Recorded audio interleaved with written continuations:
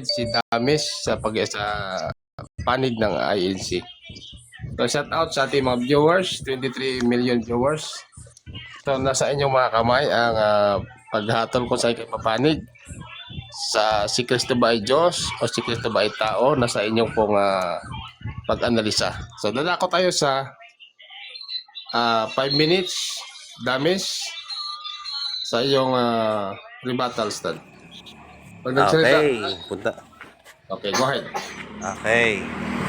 Ganda ng usapan. Ang sarap nitong balasahin tong mga pananampalatayang Katoliko. Ang sarap mambugbog. Joke lang to, Uncle, joke lang. Okay.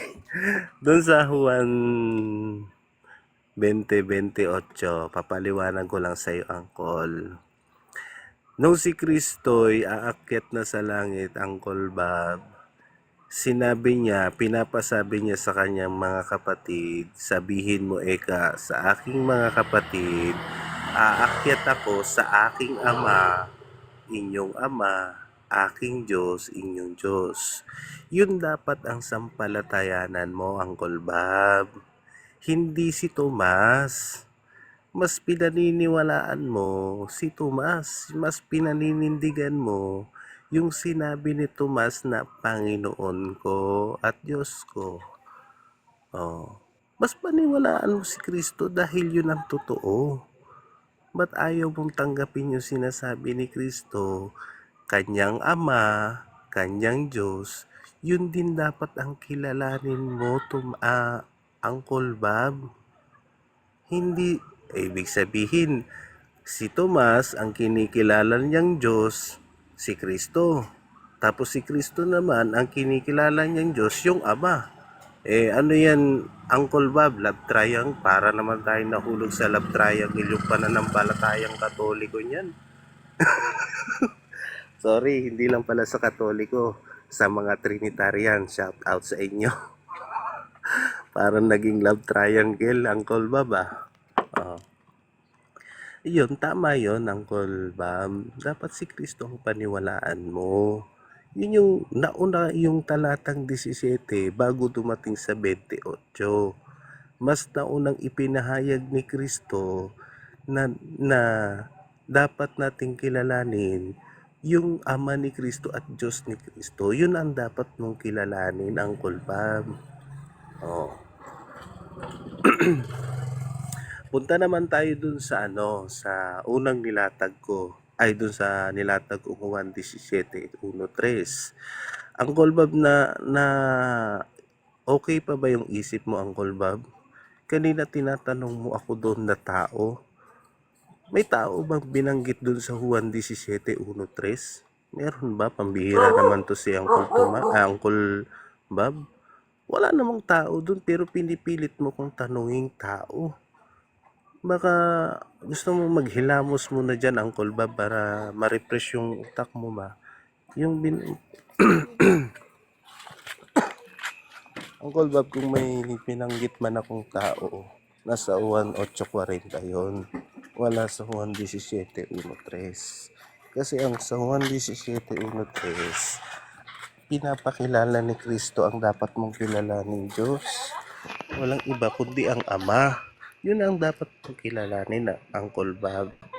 Hindi si Kristo. Kasi malinaw sinabi doon, Uncle Bob Kaso ayaw mo paniwalaan talaga si Kristo. Ang mas pinaniniwalaan mo yung CCC nyo. Yung pananampalatayang kay Kristo ayaw mo paniwalaan. Tapos doon sa naman, Uncle Bob, actually gusto ko dapat 2 talata lang dapat Doon ako magpipirmi sa 2 talata, Uncle Bob, sa Juan 8:40 at saka Juan 17:1-3. Kasi doon pa lang sa 2 talata na yan, Uncle Bob, yung pinaninindigan mo, basag na yan, Uncle Bob Sa 40, sinabi ni Kristo, tao siya. Sa 17:1-3, pinakilala niyang Diyos, ang Ama. So yung pananampalataya mo, yung stand mo, basag na yan. Sa 2 talata pa lang, Uncle Bob. O ginamit ko pa yung Timoteo 2:5. Binanggit doon isang Diyos. Iba si Kristo sapagkat siya'y taong tagapamagitan. Doon ba lang, Uncle Bob, sa 3 talata na yan, dapat patauhan na tong mga Trinitarian eh. Oh. Okay na ako. Sige, Uncle Bob, tanong ka na. Okay. Kaya ako tayo sa last part ng rebuttals portion, ano? Uncle Bob, 10 minutes sa iyong pagtatanong. Continue.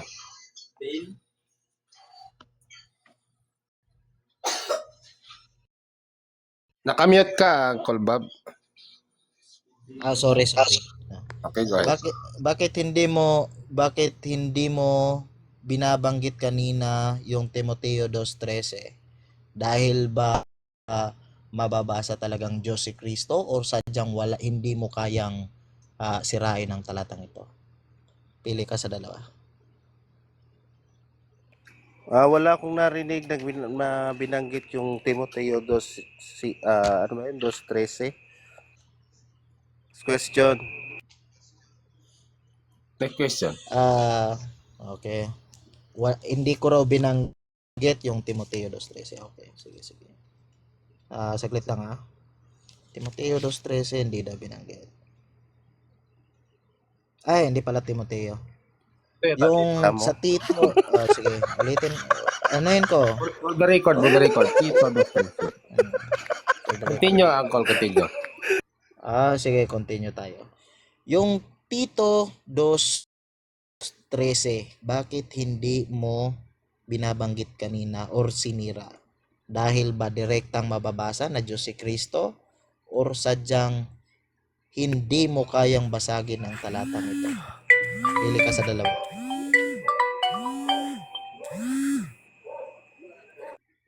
Pakisagot, Damish. Sinagot ko na yan, Uncle Bob. Ang sabi ko, ulitin ko Objection, moderator. Objection, moderator. No objection? Meron pong categorical, no? Ang unang option, dahil ba mababasang direktang Diyos si Kristo. Ang pangalawa is dahil hindi niya ito kayang basagin. Sagutin mo ba categorical, Damish, yung tanong niya? Sasagutin mo ba, Damish? Naka-live post ka, Damish?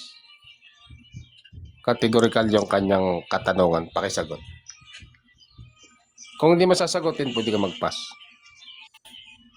Nawala si Damish, shout out sa 24 viewers. Ayan, okay na, Damish. Pakisagot yung tanong niya. Categorical.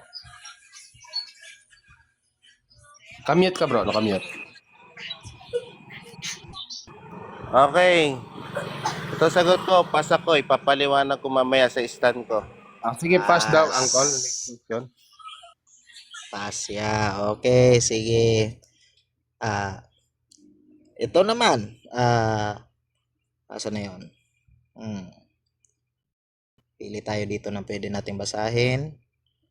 Ito, sa 2 Pedro 1:1. Bakit hindi mo ito binasag kanina or binanggit? Dahil ba may mababasang direktang Diyos si Kristo? O dahil hindi mo alam kung paano ito basag? Objection, moderator. Anong objection? Objection mo na. Tayo, anong objection? Wala akong nadinig na ginamit niya yung Pedro. Next question na lang. Okay, next question na tayo. Counter objection.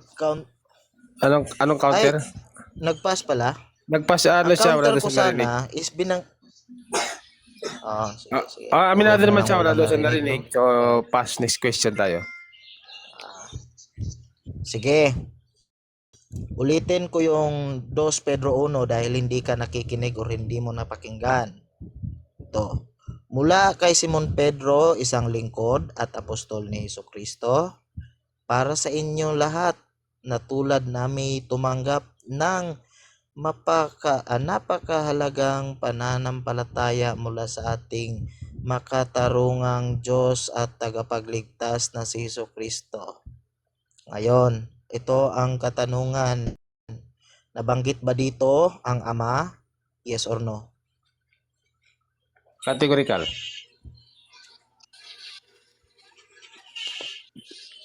Damis, sagutin mo ba yung tanong niya? Categorical. Nakamute ka, bro, Damis.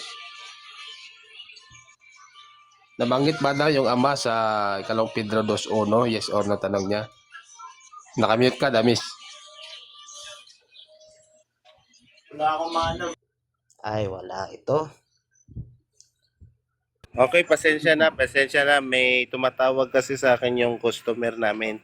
Pakiulit na lang yung tanong. Uy, pakiulit daw. Uncle. Pambira, hindi pala objection moderator, dapat nasa debate siya, dapat nakafocus siya sa ano? Debate? Banggitin ko na lang yung tanong niya. Doon sa ikalawang Pedro 2:1 daw, Damis. Binabanggit ba doon yung ama? Yes or no? Sagot niya, categorical. Sagutin mo Sige, ba? pakibasa muna ulit. Pakibasa, hindi ko narinig eh. Sige, pakiulit, bro, Uncle. Hindi ko na babasahin ulit, moderator. Sige, Hindi ko na babasahin ulit. Hindi nakafocus. Hindi ko Proceed naman yung tanong. kasalanan, Uncle. Biglang Sumagot na siya. tumawag Yung yung tanong mo na tanong. customer. Hindi ko yan kasalanan. Hindi ko rin kasalanan yan. Sige. Debater, continue. Tanong ulit, Uncle. Sige, go ahead. Nakamute. Hindi ko na next question na lang ako kasi hindi nakikinig yung Sige, ano. next question tayo. Go Next ahead. question na lang ako kasi hindi na gano'n eh. Sige. Ginamit mo kanina ang saan na to? 1 Timoteo may mababasa ka ba dyan na tao lang si Kristo? Meron, wala? Wala, kasi hindi naman babanggitin talaga na tao lang. Kasi si Kristo ay bagamat tao, maraming katangiang ipinagkaloob sa kanya. Next question. Wala na naman. Okay. So sa mga katuwid, sa lahat ng mga talata na tinanong ko na kung meron bang tao lang, objection moderator. Ano objection? Objection moderator. Objection, go ahead. Inulit. Nagtatanong ako tapos dinidisturbo ni Damis. Tumatawa Damis, quiet siya. mo na, Asa ng Damis. professionalism dyan? Na siya, na istorbo siya, Damis. Quiet mo na. Sige, go to your question.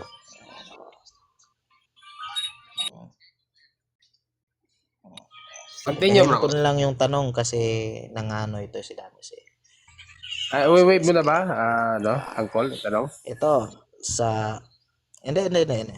Sige, continue. Hindi. Sige. Sino ang nagsasalita dito sa Hebreo 1:8? Ang ama o ang anak? Kung sasakyan natin yung ama, yung nagsasalita dyan, mali yung pananampalataya mo. Next question. Objection moderator. Anong objection? Objection moderator. Sige, go ahead. Objection tayo. Categorical po ang tanong ko, sino ang nagsasalita?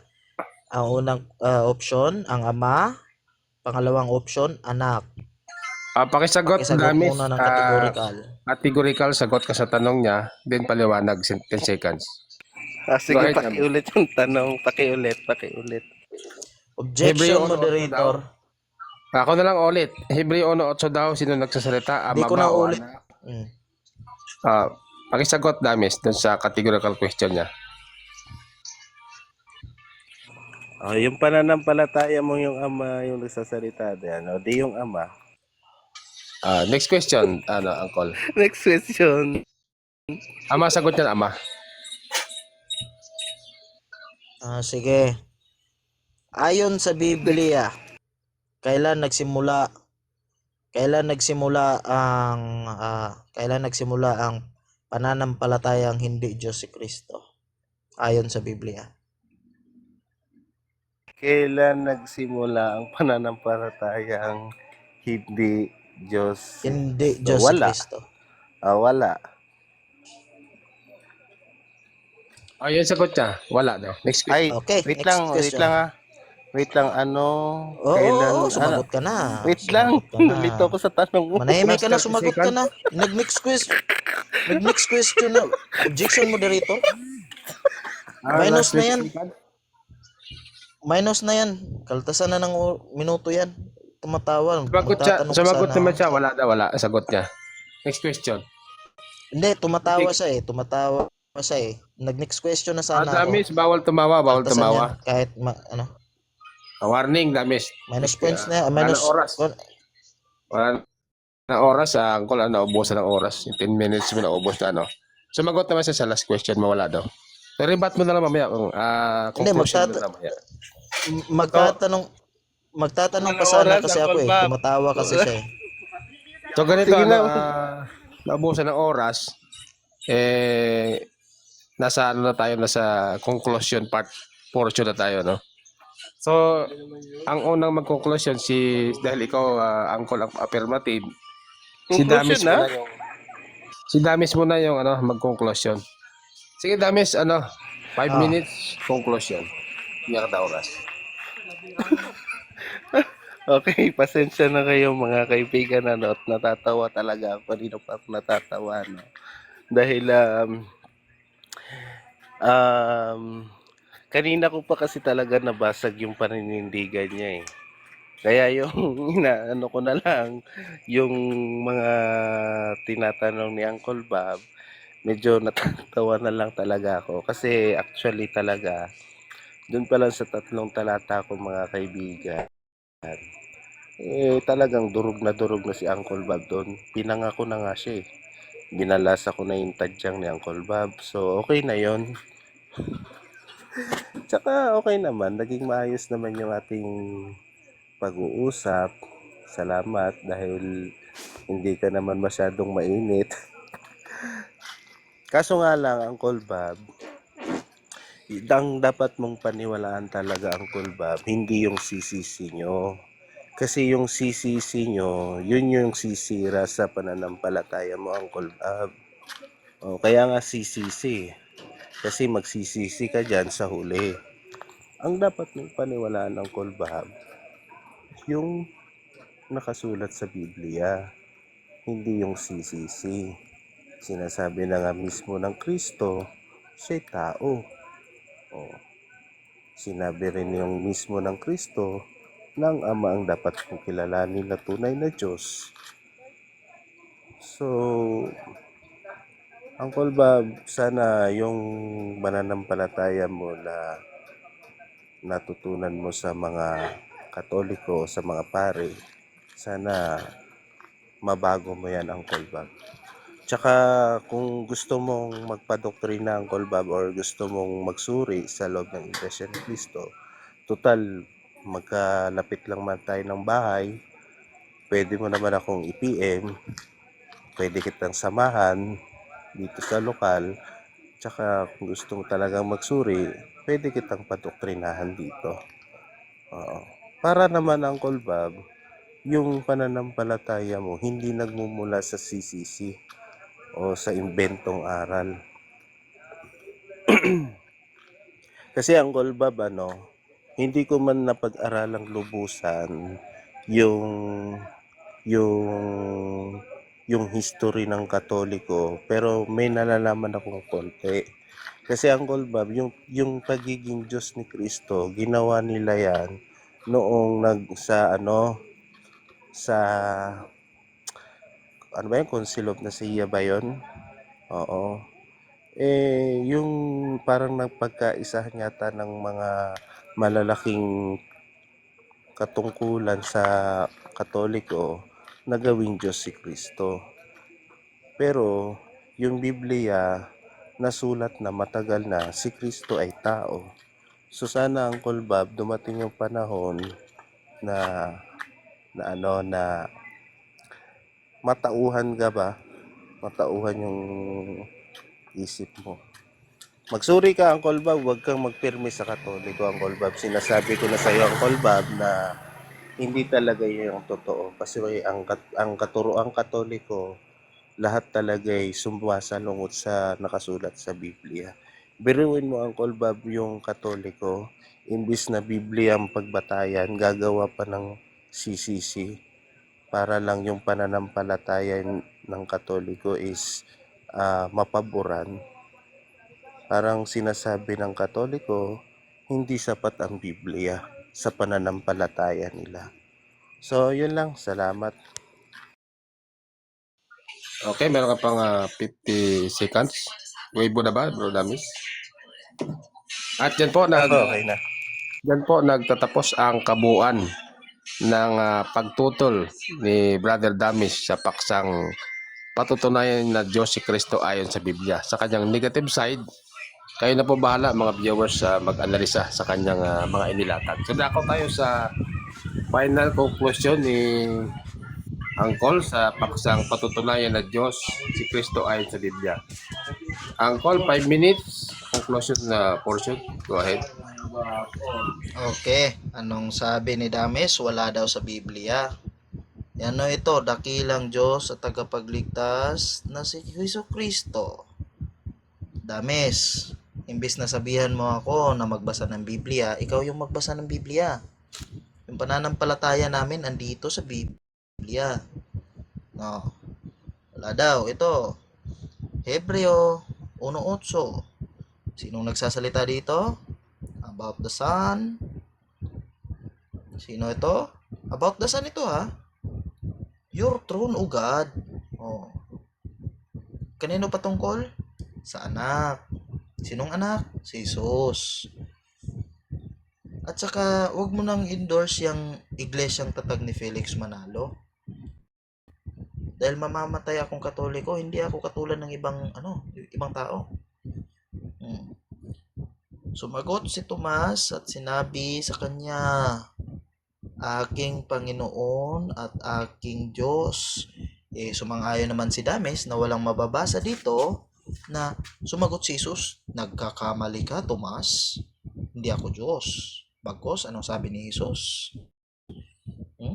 Sabi ni Jesus sa kanya, Tomas, sumampalataya ka dahil nakita mo ako. Pinagpala sila na hindi nakakita, ngunit sumampalataya. No? So ngayon, mali ba dito si Tomas? Mali ba dito si Tomas? Pag ko sinabihan pa ni Jesus, sumampalataya ka. Oh, di ba? Wag mo nang lahat ng sinabi niya, yung mga talatang binigay ni Damis kanina. Tinanong natin, may mababasa ba diyang tao lang si Jesus? Wala, puro wala. Oh. Nabasag niya ba yung mga talata ko? Wala, puro hangin lang yung nasuntok niya. May nasuntok siya pero pader. Oh. Ito, mayroon ba tayong mababasa dito? Mayroon ba tayong mababasa sa 1:17, 1:3 na tao lang si Jesus? Wala. Ang tema natin, patungkol kang Kristo, bakit ka napunta sa Ama? Yan. Oh. Dito sa Timoteo, wala pa rin nabasang tao lang si Jesus. Ano ba yan, Damis? So, ito pa, ito yung mas maganda. No? Ako at ang Ama ay iisa. No? Ako at ang Ama ay iisa. Iisa silang pagka-Diyos. Kaya yung pananampalataya mo, Damis, na galing lang kang Felix Manalo, na kinopya sa Arianismo, yan, hindi yan original sa inyo, kundi sa Arianism yan. No? At in-affirm yan, hindi ginawa, in-affirm. Meaning ng affirm is sinang-ayunan yan sa Council of Nicaea. No? Sa Council of Nicaea, dahil sumulpot na nun sila ang Arianismo na hindi Diyos si Kristo. So in-affirm ng iglesia. Ang iglesia mayroong authority. Yung otoridad na ibinigay ni Jesus sa Mateo 16:19. Yan ang wala sa inyo, Damis. No? Juan 1:1. ang salita ay Diyos. Oh, ang salita ay Diyos. Pero pupunta tayo sa 14. Ang mababasa dyan, ang salita ay nagkatawang tao. Hindi, ang tao ay nagkatawang tao. So, Damis, huwag mong sabihin na knockout mo ako dito kasi kahit si Robin, hindi ginaba yung mga talata ko. Ito pa lang, sa Tito pa lang. Sa Tito, meron bang ano dito? Meron bang sinasabing Diyos Ama? Hmm? May ama ba dito na mababasa? Yan ay patungkol kang Kristo Jesus. Yan, mag-aral ka muna, Damis. Imbis na manghikayat ka magpadoktrina sa iglesia nyo, why not mag-aral ka, bumalik ka sa elementary. Magpaturo ka ng magpaturo ka sa English or Tagalog or sa Filipino na subject. No? Ay, nako. Ano, mas magaling ka pa kang Ruben? Di din. Ito, hindi mo giniba yung sa lamsa. Oh, Iglesia ng Diyos. Yung nakalagay. Okay, time.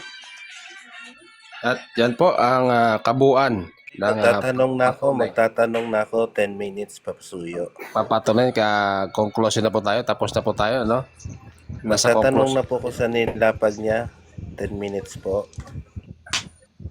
Aba, Wait Damis, lang bro, no? Nasa conclusion na. conclusion na tayo bro. Tapos na yung debate, ano? Yan po ang kabuuan ng pagpapatunay ni Uncle Bob sa paksang patutunayan ni Diyos si Kristo. So meron kayong tig 15 seconds mga bro, no? Para magpasalamat sa ating viewers. So, tapos na po yung discussion na consume na po natin yung presentation at rebuttal at saka yung conclusion. So pasalamat 15 minutes, 15 seconds dami sa ating viewers. Siya Uncle muna. Ay, bumibili pa ako. Uncle, 15 seconds magpasalamat sa ating mga tagapakinig.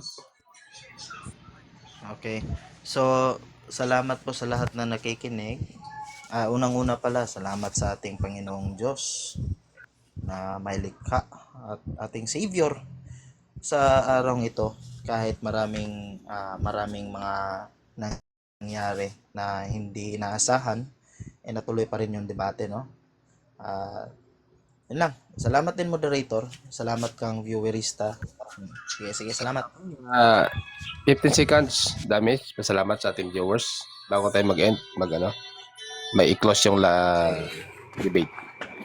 Okay, salamat kayo sa mga naminaw or nakinig ng debate. Tarong-taro naman na pinanga natin si Uncle Bob. The out kagad si Uncle Bob. So, okay na yun. Salamat, Uncle Bob. Okay, maraming salamat sa ating viewers. At dito nagtatapos ang ating maginoong pangangatwiran o debate o pakikipagtalakayan sa pagitan ng RCC sa side ni Uncle Bob at sa negative side si Kaibigang Dami sa side naman ng INC. At ang debating ito ay ma-upload sa YouTube channel ni Burista. Paki-subscribe yung channel ni Burista sa YouTube at dito po nagtatapos ang maginoong talakayan sa pagitan ng RCC versus INC. At ito po ang inyong lingkod, Sentinel. Maraming salamat sa Diyos at sa muli, to God be the glory. Pwede magtanong.